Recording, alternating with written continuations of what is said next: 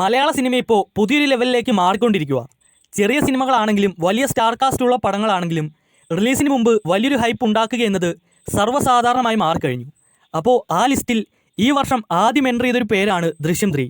ദൃശ്യം ഫ്രാഞ്ചൈസിലെ മൂന്നാമത്തെ പാർട്ടായിട്ടുള്ള ദൃശ്യം 3 ഡയറക്റ്റ് ചെയ്യുന്നത് ജിത്തു ജോസഫാണ്. പടം ലീഡ് ചെയ്യുന്നത് ലാലേട്ടനാണ്. പടത്തിൻ്റെ ആദ്യ 2 ഭാഗങ്ങൾ ഉണ്ടാക്കിയ ഇമ്പാക്റ്റ് എന്താണെന്ന് ഞാൻ പ്രത്യേകിച്ച് പറഞ്ഞു തരേണ്ട കാര്യമില്ലല്ലോ. മലയാള സിനിമയെ ലോകത്തിൻ്റെ പല ഭാഗത്തേക്കും എത്തിച്ച ഫ്രാഞ്ചൈസികളിൽ ഒന്നാണ് ദൃശ്യം. അപ്പോൾ ദൃശ്യം 3 മെയ് 21-ന് റിലീസിന് ഒരുങ്ങുവാണ്. ഇപ്പോൾ ഈ പടത്തിൻ്റെ ഭാഗത്ത് നിന്ന് 2 പ്രധാനപ്പെട്ട അപ്ഡേറ്റുകൾ എത്തിയിട്ടുണ്ട്. അതിൽ ആദ്യത്തെ അപ്ഡേറ്റ്, ഇപ്പോൾ തന്നെ പടത്തിൻ്റെ വിദേശ ബുക്കിംഗ് ഒക്കെ ആരംഭിച്ച് കഴിഞ്ഞു. ഗൾഫ്, യൂറോപ്പ്, US ഇവിടെയൊക്കെ റെക്കോർഡ് രീതിക്കുള്ള ബുക്കിംഗ് ആണ് ഇപ്പോൾ നടക്കുന്നത്.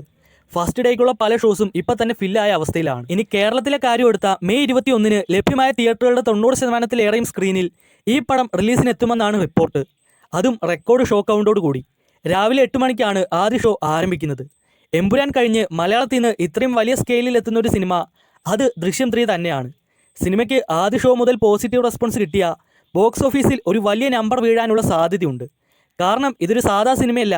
ഇന്ത്യയിൽ ഭൂരിഭാഗം ഓഡിയൻസും എക്സൈറ്റഡ് ആയിരിക്കുന്ന ഒരു കണ്ടിന്യൂഷൻ ആണ്. ഇതിറങ്ങിയിട്ട് വേണം തമിഴ്, തെലുങ്ക്, ഹിന്ദിയിലൊക്കെ റീമേക്ക് ചെയ്യാൻ. അടുത്ത അപ്ഡേറ്റ്, ദൃശ്യം 3 ട്രെയിലർ. പടത്തിൻ്റെ ട്രെയിലർ നാളെ വൈകിട്ട് പുറത്തുവിടും. ഇതൊരു എക്സ്ക്ലൂസീവ് അപ്ഡേറ്റ് ആയി പോയല്ലേ, ഞാനും പ്രതീക്ഷിച്ചില്ല. ഇനി തമിഴ് സിനിമയിലേക്ക് വന്ന ഇപ്പോൾ ഏറ്റവും കൂടുതൽ ചർച്ചയായിക്കൊണ്ടിരിക്കുന്ന ഒരു പ്രോജക്റ്റ് ദളപതിയുടെ ജനനായകനാണ്.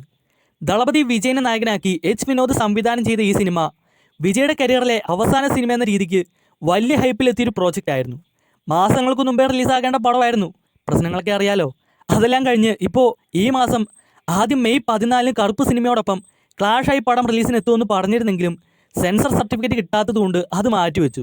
പക്ഷേ ഇപ്പോൾ വരുന്ന അപ്ഡേറ്റ് അനുസരിച്ച് നോക്കിയാൽ പടം ഈ മാസം തന്നെ, അതായത് മെയ് ലാസ്റ്റ് വീക്കിൽ തന്നെ റിലീസാകാനുള്ള സാധ്യത വളരെ കൂടുതലാണ്. മെയ് 28 എന്ന തീയതിയാണ് ഇപ്പോൾ അറിയാൻ സാധിച്ചത്. ഇനി റിലീസായാൽ തന്നെ ലീക്കായ പ്രശ്നങ്ങളും സോഷ്യൽ മീഡിയയിൽ വന്ന നെഗറ്റീവും ഒന്നും ഈ പടത്തെ ബാധിക്കില്ലെന്നാണ് പലരും പറയുന്നത്. കാരണം ഇത് വിജയ് CM ആയതിനു ശേഷം എത്താൻ പോകുന്ന ഒരു പുതിയ പടമാണ്. അതുകൊണ്ട് തന്നെ തമിഴ്നാട്ടിൽ വലിയൊരു ഓളം സൃഷ്ടിക്കാൻ പടത്തിന് സാധിച്ചേക്കും. കാട്ടാളൻ, മാർക്കോയ്ക്ക് ശേഷം ക്യൂബ്സ് എൻ്റർടൈൻമെൻറ്റിൻ്റെ ബാനറിൽ എത്താൻ പോകുന്ന പുതിയ പ്രോജക്റ്റാണ് കാട്ടാളൻ. ആൻ്റണി വർഗീസ് പെപ്പയാണ് പടം ലീഡ് ചെയ്യുന്നത്. പോൾ ജോർജ് ആണ് പടം ഡയറക്റ്റ് ചെയ്യുന്നത്. മ്യൂസിക് രവി ബസൂർ. ഒരു ഡാർക്ക് ആക്ഷൻ സംഭവം. മെയ് 28-നാണ് പടത്തിൻ്റെ റിലീസ് ഡേറ്റ് ലോക്ക് ചെയ്തിട്ടുള്ളത്. ഓൾറെഡി പടത്തിൻ്റെ ട്രെയിലറൊക്കെ റിലീസായി നല്ല റെസ്പോൺസ് നേടി. ഇപ്പോൾ പടത്തിൻ്റെ ഓരോ ക്യാരക്ടർ പോസ്റ്ററായി പുറത്തു വന്നുകൊണ്ടിരിക്കുക. അതിൽ മിനിങ്ങാന്ന് പുറത്തുവിട്ട സിദ്ദിഖിൻ്റെ ക്യാരക്ടർ പോസ്റ്റർ വലിയ രീതിക്ക് സോഷ്യൽ മീഡിയയിൽ വൈറലായി. കാര്യം സിദ്ദിഖിൻ്റെ ക്യാരക്ടറിൻ്റെ പേര് ജോർജ് ഡി പീറ്റർ.